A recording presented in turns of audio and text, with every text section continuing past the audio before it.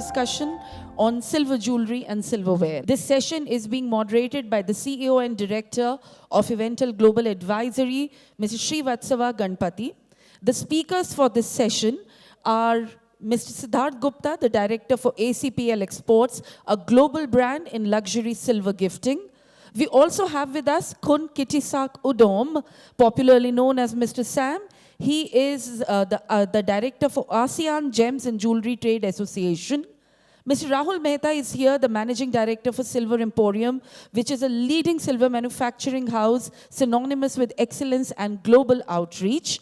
And we have with us the Vice Chairman of GJC, Mr. Avinash Gupta as well. Let's give each one of these gentlemen a round of applause as I invite them to take their seats on the stage for this discussion. Ladies and gentlemen, you have a Slido QR code as a form of tent card right in the center of your tables. Anytime you wish to ask the question, post your question directly through the Slido QR code. In real time, it will be transmitted to the moderator and they would be taking up the questions live during the panel discussion itself.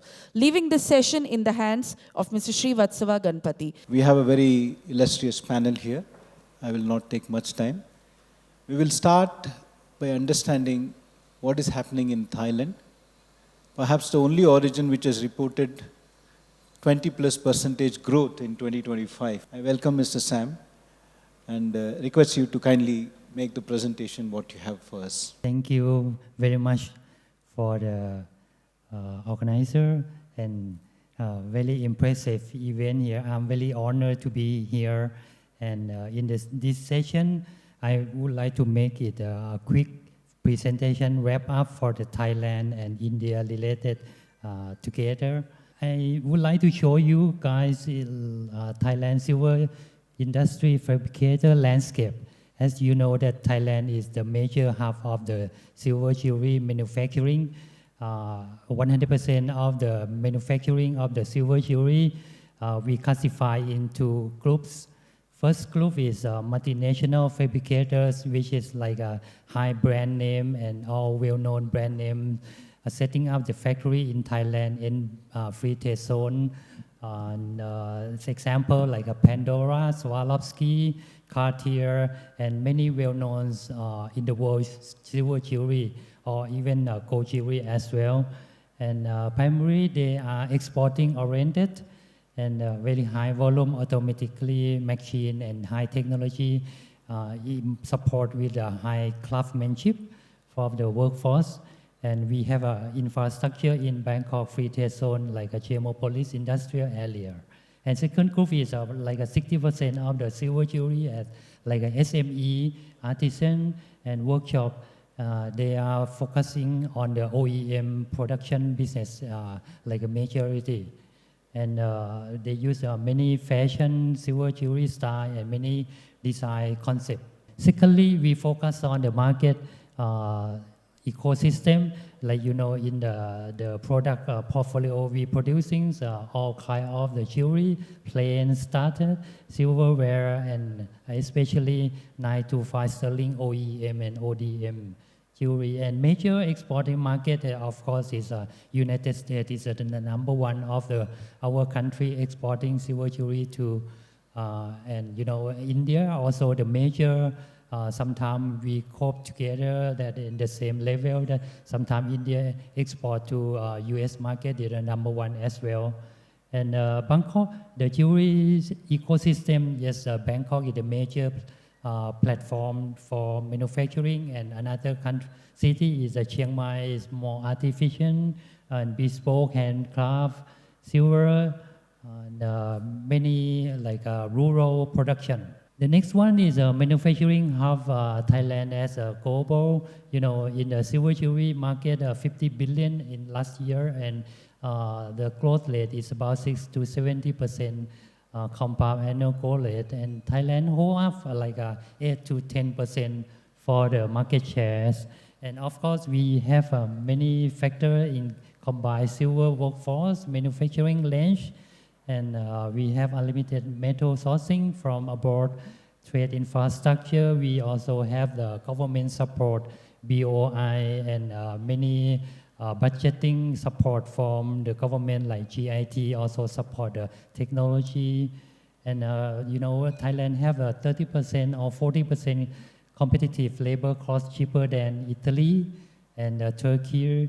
And we have very high skill craftsmanship. This is the major important things that we have. And in the last Bangkok Gem and Jewelry Show, we have a very impressive Indian 15,000 visitors to visit the fair. And now the market is quite changed. The taste of the Indian people, they want like a high fashion, high quality to consume, and they like the Thailand style of the silver jewelry. How come we linkage together? We not see Indian as a competitor. We see like a partnership to go together. Thai current trade relation for the Thai and Indian now, the Thai producers serve as Indian brands. Like last time in Bangkok Gem and Jewelry Show, many high brands, they're looking for the silver jewelry from Thailand to be supplied to them. And Thailand also export like OEM finished silver jewelry to the Indian market as well. But right now, as you know, the GFT in Thailand, they issued the restriction policy to FTA to Thailand. And lately, they just expand to the gold jewelry as well. A whole article, harmonized cost is restricted. This is the major concern that we are in the developing discussion with the government, with Thai and India, and be the one to discussion what should be the collaboration, the good together, not fighting, something like that.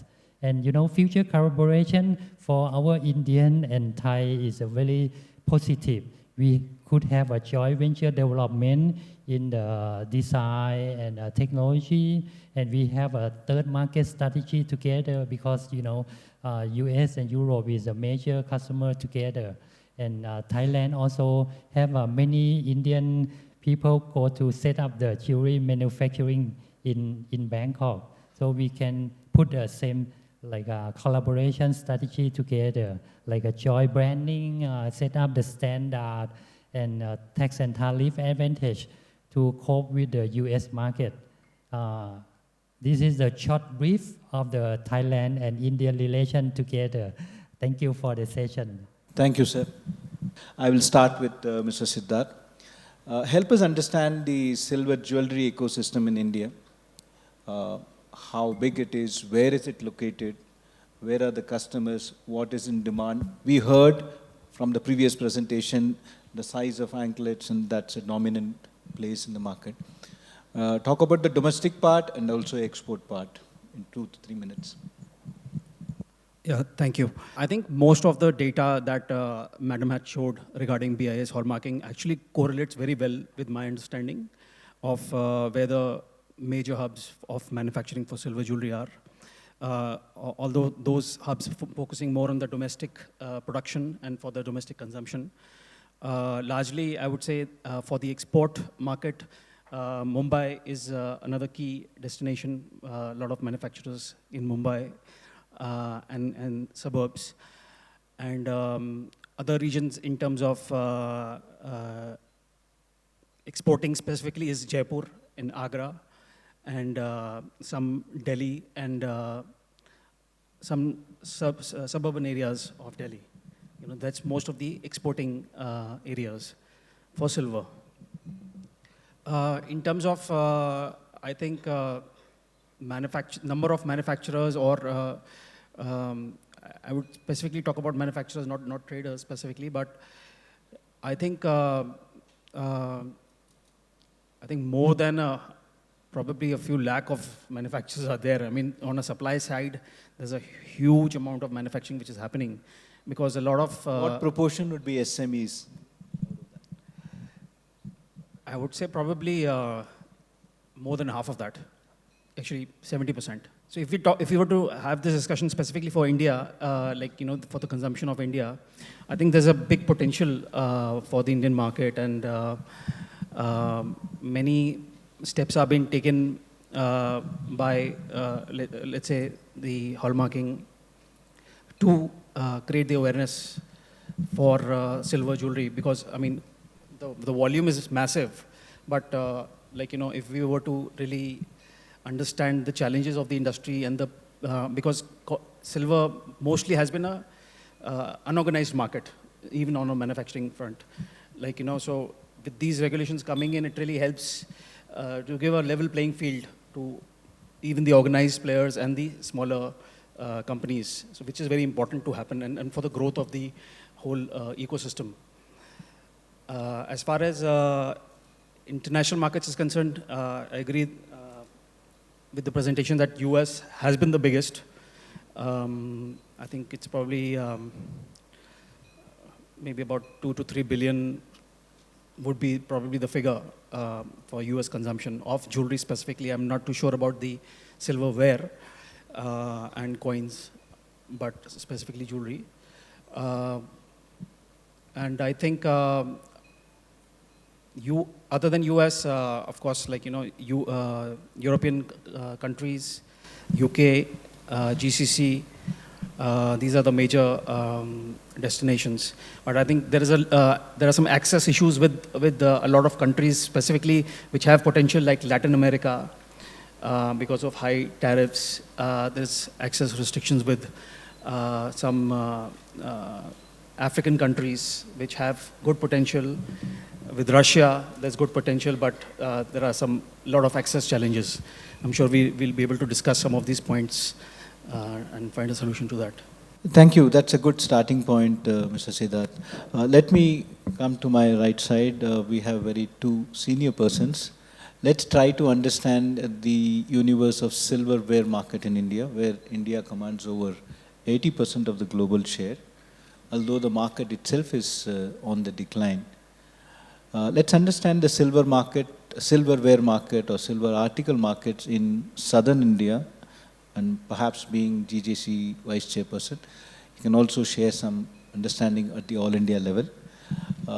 After that, Mr. Rahul, I would like to understand the western and northern part. So first, to begin with Mr. Avinash Gupta. So, as rightly told by you, the silverware market and the artifact market, it was a very important market. And with the price rise, the basic problem or the basic challenge, what is coming in the silver artifacts and silverware market, because that was a very huge gifting market.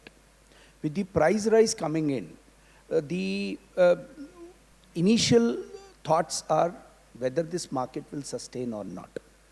But to my understanding, the importance of silver, when it comes to silverware, because it is a very, very health concerned people are there in South.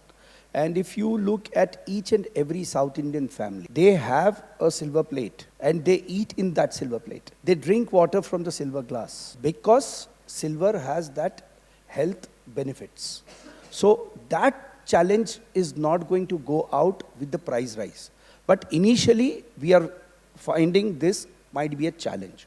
But over a period of time, I think that will be subsided. And as we are looking forward that this market is not going to distort. This is my understanding. Secondly, when we talk about the purities, today, the best part is when it comes to the silverware, the purities are higher. Generally, the purities challenge is there, not in articles, artifacts, compared to jewelry and coins. Because that goes in gifting as well as it is much more unorganized compared to the artifacts and articles are concerned. So what I personally feel is, yes, there are challenges, but there are more opportunities compared to challenges. This is what is my understanding. See, silver as a metal holds a very significant value in India cultural ecosystem. Every occasion of Indian lifespan is celebrated with buying of silver, right from the birth of child or the wedding purchase will start with buying of a pile. So these are, as a metal, it becomes very, very important in the entire cultural ecosystem. Secondly, if you look at in terms of categorization, Silver, puja articles and houseware predominantly forms about more than 50% of the silver consumption which happens in India.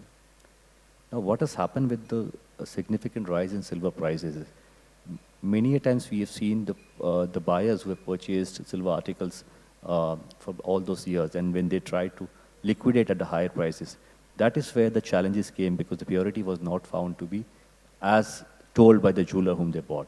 So instead, with the rising price of silver, their investment didn't grow as with the same space. That led to a biggest challenge now when consumers now looking at silver hallmarking.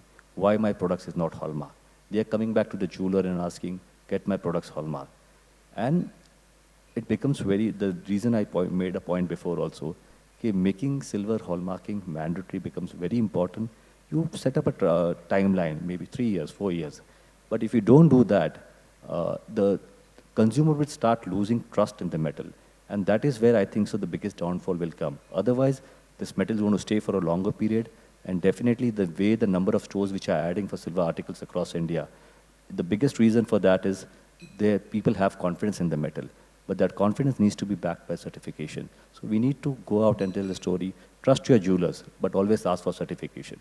Because that will ride the next wave on the silver articles market, I would say. Right, sir. I'll come back to you on more questions on the silverware. I'll go to Thailand to get an understanding on one or two aspects which you presented. What would be of interest to us is you have mentioned multinationals coexist with domestic companies. How does it work actually? Because multinationals come with huge financial power, access to market and design capabilities and so on. How do you coexist and compete with multinationals? Through incentives? Do you have better incentive from the government, or how does it work? Yeah, thank you. In Thailand is a very high skill of the craftsmanship and infrastructure. That's why the multinational company, they would like to invest and set up the big fabricator of the jewelry there. And of course, there are many supportive from the government about the policy, corporate income tax waive 5 years, and many policy like a free tax for machine imported, and also many support from the government. But in terms of the small, medium size SME and local manufacturing, this kind like a root of the trees, they deeper in the ground, like more than 100 years. So it is impossible that the multinational company come and set up and they can pull everything from the small, medium-sized artisan or craftsmanship. And definitely government also put a lot of support, like the example that we call SME Proactive Fund. They support every small, medium size to exhibiting worldwide, like maybe like 2,000, I'm not sure how much in 200,000 Thai baht, yeah, approximately for every single exhibitor. So it's some kind like mixing together, support each other. Sometimes the small, medium size, they need more knowledge, machine or technology that import. So it's like we have a government and standard GIT. We call GEM and Jewelry Institution, public organization to support and collaborate together. So we balancing together. So this not like the everything for multinational company only. But of course, the major is volume from them. I heard that when they give some incentive in the initial years for even salaries, no? New job creation, they give some part of the salaries, government. Yeah. They try to support everywhere, to implement and support the jeweler, even the labor. They have many program training for free and teaching up level, up skill, and to make the workforce more knowledge, educable. In Thailand, we have like 1.2 million people in the ecosystem of the jewelry. In Thailand, population is only 75 million people, only very small. Do you get any preference when it comes to accessing metal, like, or financing metal? Financing matter? Silver. Silver. Because for small and medium companies who are into silver jewelry, silver cost is the highest, is the biggest.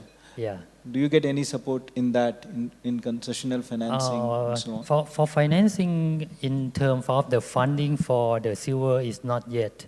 That's why when I'm here in the conference, I'm really impressive, and I go back to tell my friends, everyone, Indian is like a model of the silver country. They have everything about the silver mechanism in the market. Comparing to Thailand, it's very small country, 77 million people. But India is really huge and really demand, and the ecosystem of the silver here is incredible. So in Thailand, it still need to get more development in Indian in ecosystem. Thank you. You are go very far away. Thank you very much, Mr. Sam. Thank you. Mr. Sidharth, continuing the same conversation, yesterday, what are the incentives currently government gives for the exporters of silver jewelry? What else can be given? So currently, in terms of access to capital, there is, of course, the PC limits that can be availed from the banks. Primarily that, and there are initiatives by the bodies to... Yesterday, Mr. Premnath specifically mentioned about the silver metal loan being available to exporters. Yeah, I would think that is something that still needs to be explored, because it's a lot of reading between the lines, still with the law, So as far as we are concerned, we've never been able to avail such a thing. There might be,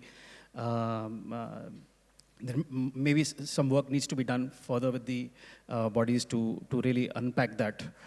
Do you have, like Thailand has got this market access incentives like that? Their government has got... No. Do you have something similar? Nothing similar.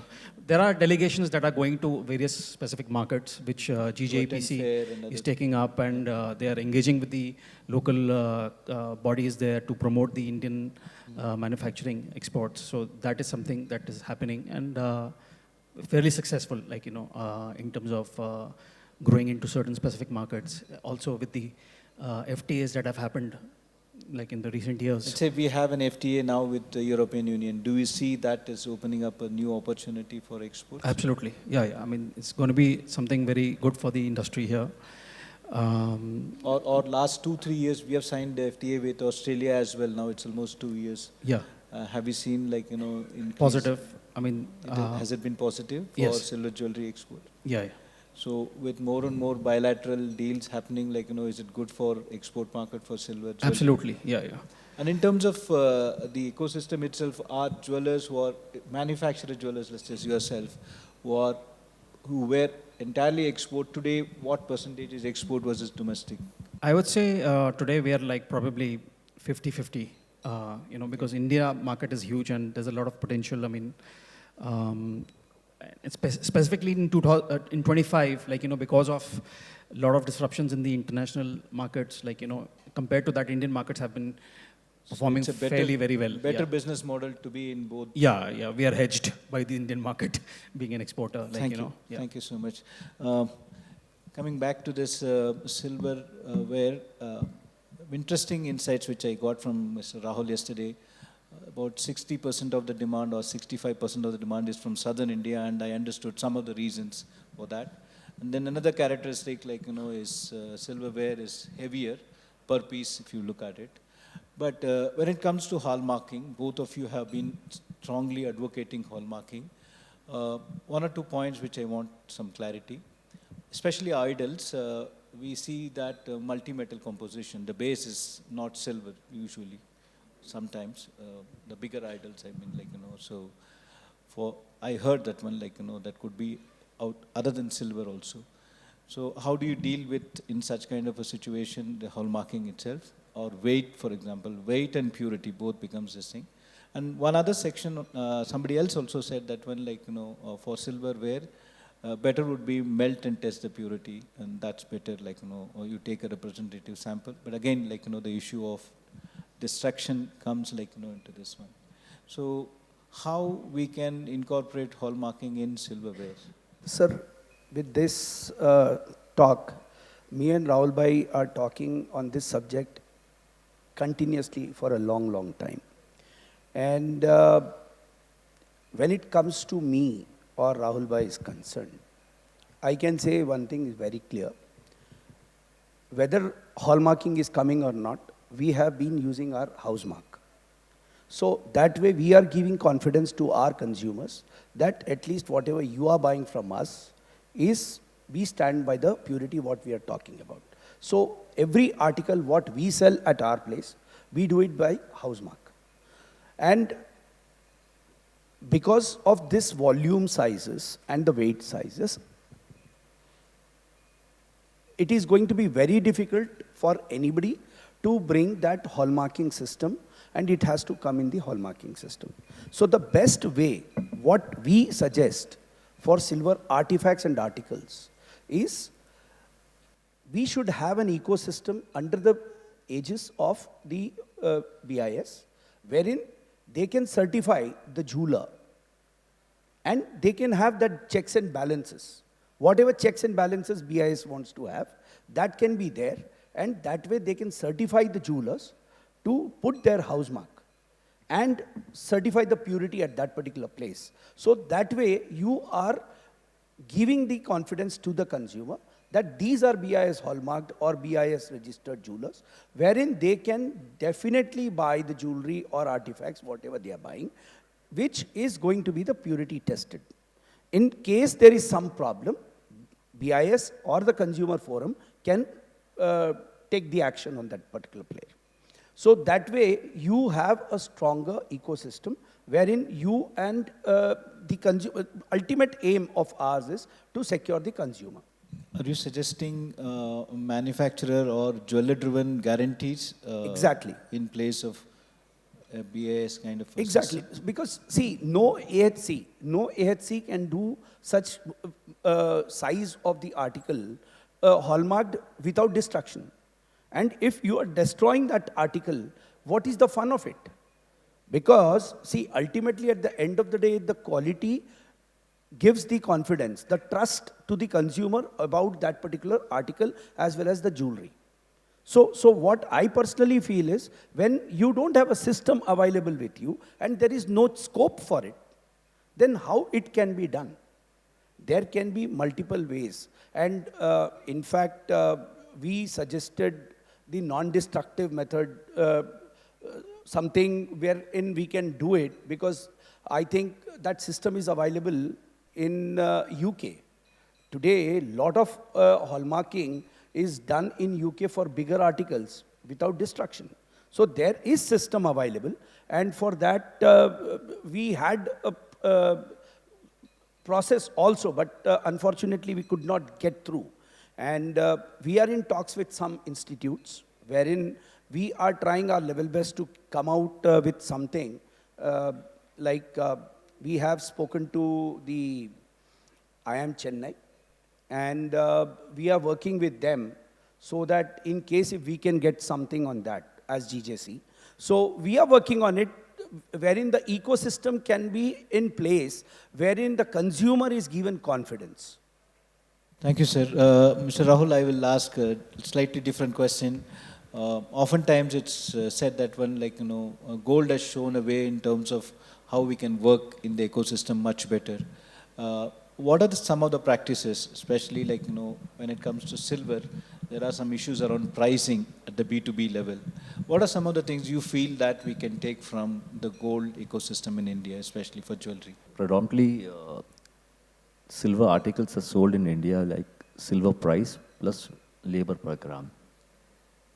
We have seen silver prices growing from 30,000 to 2,50,000, and it went up to 4 lakhs, again 2,50,000.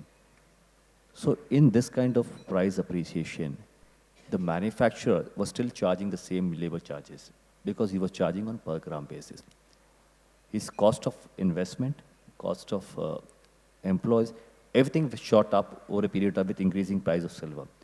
But he never got a chance to increase his making charges with the jewelers or suppliers whom he was supplying jewelry or articles. So definitely, if you see gold industry, it works on a wastage system where a percentage is charged on the product. So with the increasing price or a decreasing price, they are covered. So definitely for silver industry, we feel okay, somewhere where a wastage structure can be put in place. But for this, it's very important for retailers to come on board because we have seen many a times retailers don't want to accept that because they have been following the system for a long time. But it's about time they all need to understand if they don't work on this system, the industry won't survive for a longer period. And also the whole product development, everything would take a toss. Because unless and until they have funds, he's making money, he won't be able to put those in place to grow the business and grow the industry. So there is a strong need for having a different pricing mechanism at B2B level. We have some of the prominent jewelers here. Maybe we can take their views as a response from them a little later. Right, coming back to Mr. Sam, you mentioned about the collaboration possibilities. Can it really happen? Because we are talking about two competitors. You believe there's a scope? Yeah, absolutely. Thailand and India, if we look deeper, we have a very similar culture. We respect in the religion and many things that are very similar. So in terms of the silver jewelry manufacturing in Thailand and India, right now I can say there are so many Indian that they been in the factory in the free zone many years, and we also have many collaboration with the Indian people in technology, in production, especially in Thailand, we are sourcing gemstone from India. India is plenty of the stone and diamond and everything. We are not taking everything just for benefit, but we also buying from India. If you've been to Bangkok, you see many Indian selling everything over there, and Thailand buying. So it's some kind of the way that we collaborate together. Of course, when we exporting is some kind like competition, but the competition have some unique point. The product produced from Thailand have some different taste and style with the Indian style. So even in the same country with Thailand, for example, we have 5,000 jewelry company exporting. We compete together, but everyone have a single channel, single taste of the product, single style and design. So it's a different. We're not focusing only on the mass production and pricing war and killing the price. Is not the way that now in the market they are outstanding. It's changed. They implement the design concept. Same in India, in Mumbai, Delhi or Chennai, the people not looking for cheap silver jewelry. They're looking for the style and the modern and the good design, taste and quality. So the pricing, of course, is the one factor, but it won't be the major thing anymore in the future, near future. They're focusing in more factor. So this is the point that Indian and Thailand, we export to the supply the silver jewelry to the worldwide country, especially a big supplier is sitting here in Thailand, in India to US. So definitely we can collaborate in some way in terms of the supply chain to the world Thank you. countries. Yeah. Thank you very much. Mr. Sidharth, if you have seen this Metals Focus 2026 Silver Survey, last year silver jewelry world over is down and India also down. They have also forecast 2026 to be even worse than 2025. So we need to innovate. At the same time in India, we saw so many new startups coming. What's happening? Help us understand this. On one side, we have seen last 3-4 years, the overall size of the jewelry market itself is dropping. And new money, especially PE money or venture capitalists, they are pouring money. There's a lot of people on the digital platform or omni-channels and so on. What's happening in the jewelry space? And what are some of the things that we can do to keep the market stable and then aim to grow maybe in 3 to 5 years' time? I think on the startup ecosystem, it's a very exciting space to be in right now in India. Other than jewelry, also we all know that a lot of action is happening. Specifically in jewelry, I think because of the rising prices, of gold and of course silver. And India being largely a very young audience, gold has been consumed by a varied range of audiences, but silver specifically is something more, connects well with a young audience who's looking for more design-oriented, more fashion, more pocket-friendly product. So that is essentially, I think one of the key drivers for growth and this new focus in the Indian markets, wherein we already see existing, brands like Tanishq and others who are already launching their lines of silver, focusing, on silver. Specifically, there is a lot of new brands that have come in who have set up shop and have raised a good amount of capital, to really expand on this awareness of this building this market out. Because, of course, initiatives like hallmarking are very critical in order to really give a good playing field, like we discussed earlier, and the right product to the consumer. And I think it's a matter of time that a lot of consumer preferences are eventually going to be more aligned to buying more silver. I think it's going to take some more time. We're still not seeing that happening. As we see that as silver prices rise, I think silver is going to be more and more important for people, for consumers. But because largely in India, because we were seeing the data on anklets and chains, mostly all the anklets, it has been a rural and wedding related demand, in India. But now more and more categories are being looked at, and more types of jewelry is being looked at and being made by these new companies and startups. Yeah. So are these new ventures targeting the existing customers, or are they expanding the market and going after a new set of customers? What's your feel like? I would say it's both. There is a new breed of customers out there who is more who aspires for a branded feel because a lot of people, young people who are exposed to now a global market and a global, all these shopping malls that have come in India. In timeline, it's a new phenomena, and with all the global brands available in India, that aspirational, product is available in India now in other categories, but still jewelry was not there.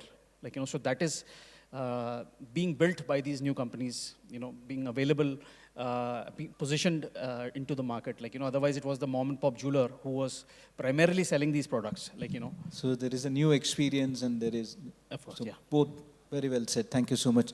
Sir, I'll come back to you. This time as GJC Vice Chairman. What is GJC doing to promote, push? See, Many times we feel that there is a body for gold or many bodies for gold, and diamonds and so on. Is there a national body for silver, or is GJC the national body for silver?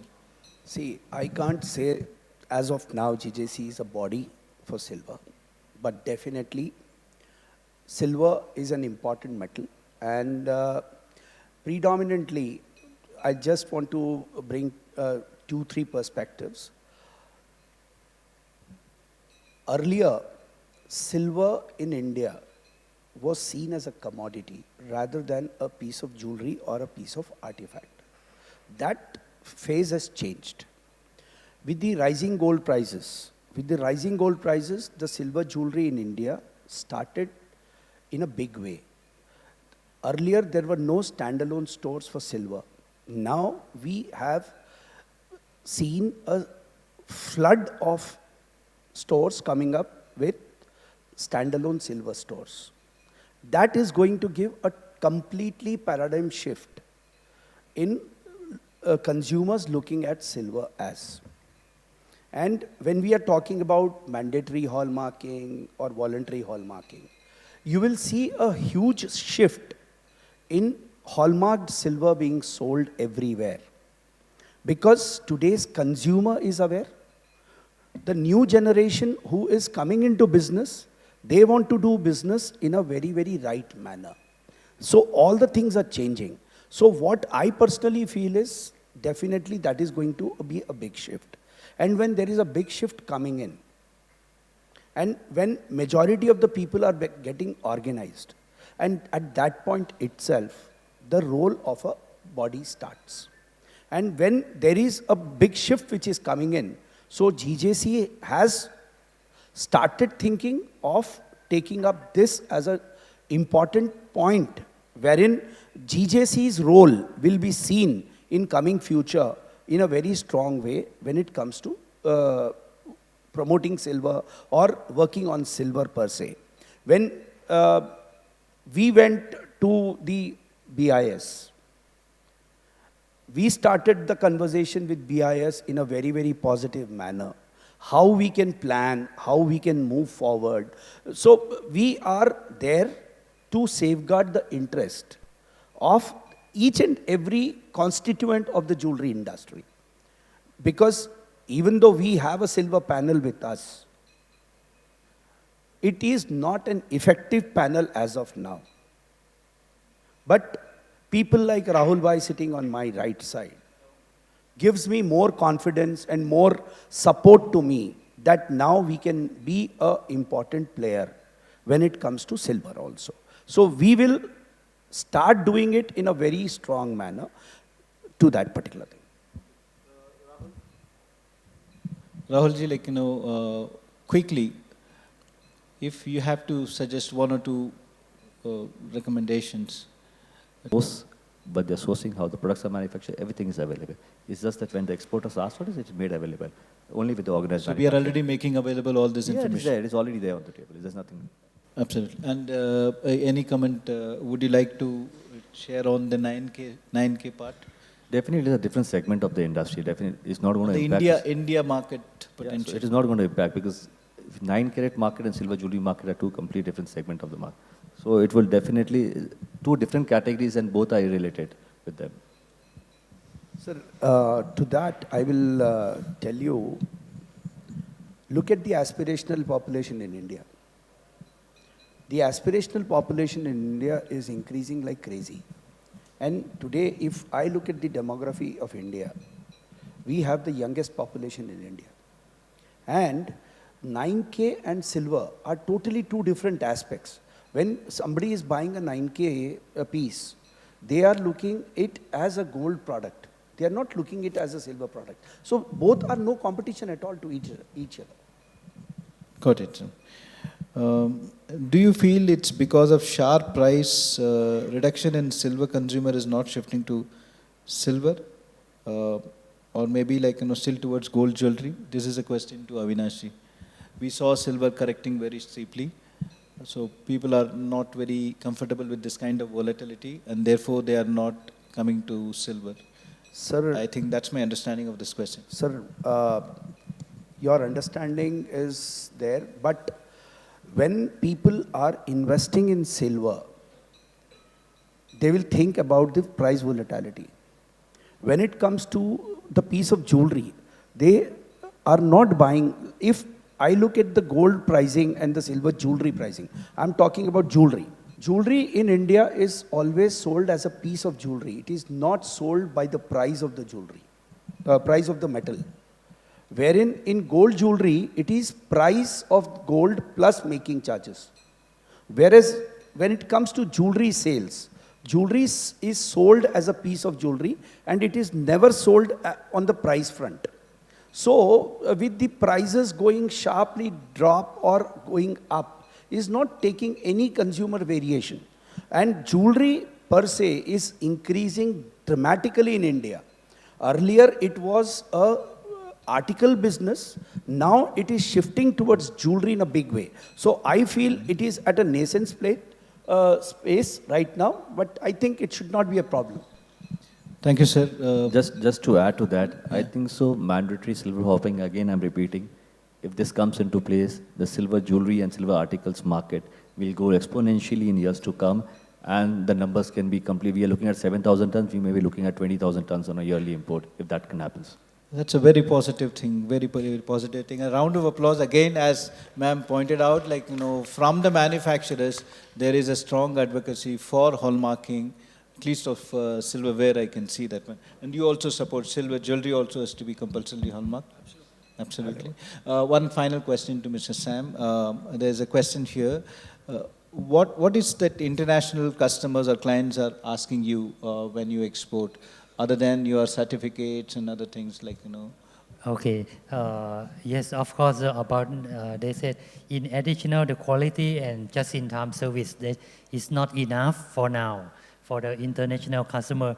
What they mostly require and would like us to show them is really clearly in supply chain.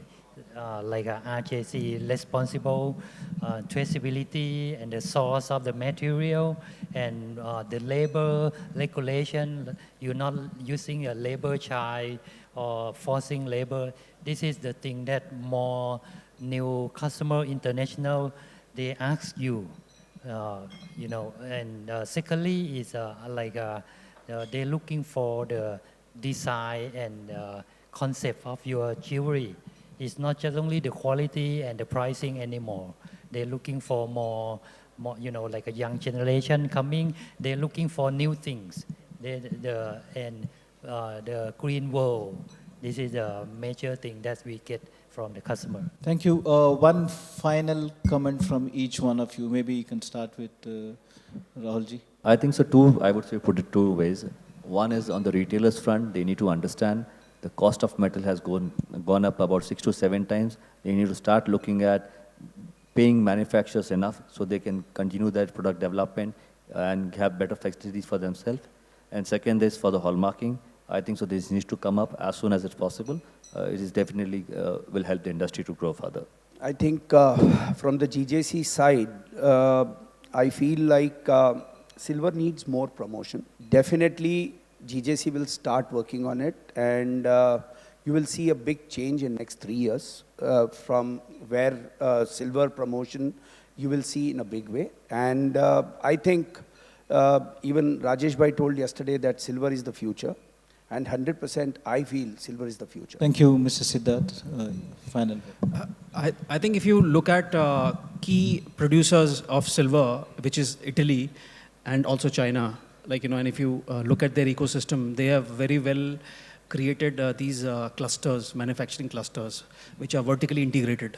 What's happening in India right now, we are all operating in silos, and essentially competing with each other. But if we can have vertically integrated clusters wherein, different parts of the value chain are being, done by the other various companies, maybe a raw material is created by one company, and then maybe a casting is done by the other company, then the final finishing is done by, so that's very specialized, and which is something that I always see in Italy and many of the hubs in China. So that's something that we can do to empower and grow the manufacturing base and make it more efficient and make it work together, as a whole? Yes, a little bit in talking in the big picture about the silver consumer now, they aware of the silver value more than in the past. Normally, the end user or consumer buy the jewelry, silver jewelry, they're looking for the design and fashion and beautiful. They don't care about the value of the silver. But now the market boom, change, and the value of the silver is exposed to realization of the end user. So this is the good thing in positive way, that the end user, they realize that, oh, silver have the value, is like a young brother of the gold. So whenever they buy, they consider this is one of the commodity they can accumulate in the box. And one day they can, can pull out and convert to be the money. This is a very positive, the way in the silver industry overall the country, especially in Thailand. The people in Thailand, they don't love silver in the past that much. They love the gold, yellow gold. And now they realize that, oh, silver is coming high value very fast and is have the very long future. They increase the knowledge and they would like to put money more in this. So I think this is a good opportunity for everyone in the world for the Thank silver. you. Ladies and gentlemen, we have completely run out of time. Each of our speakers have given plenty of food for thought, for introspection, and also for clearly growing this sector together. Thank you so much, and wish you all the best. And with this, I conclude this session. Thank you very much.